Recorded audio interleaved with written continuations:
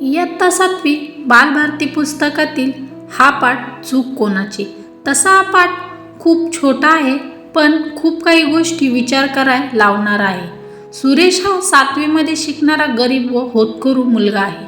घरची परिस्थिती बेताची असल्यामुळे त्याला चांगले कपडे, पुस्तके, वह्या मिळत नाहीत. सुरेश हुशार, महत्त्वाकांक्षी व जिद्दी आहे.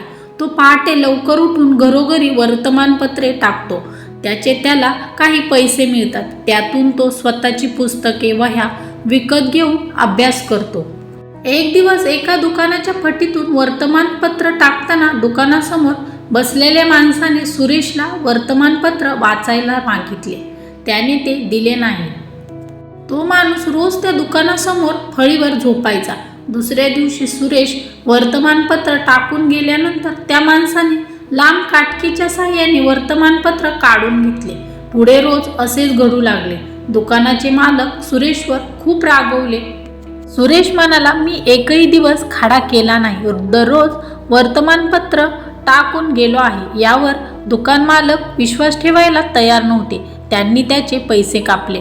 दुकानासमोर झोपणारा माणूस दोघांचे बोलणे ऐकत होता. तरीही त्या माणसाने आपण रोज वर्तमानपत्र काढून घेत होतो असे सांगितले नाही.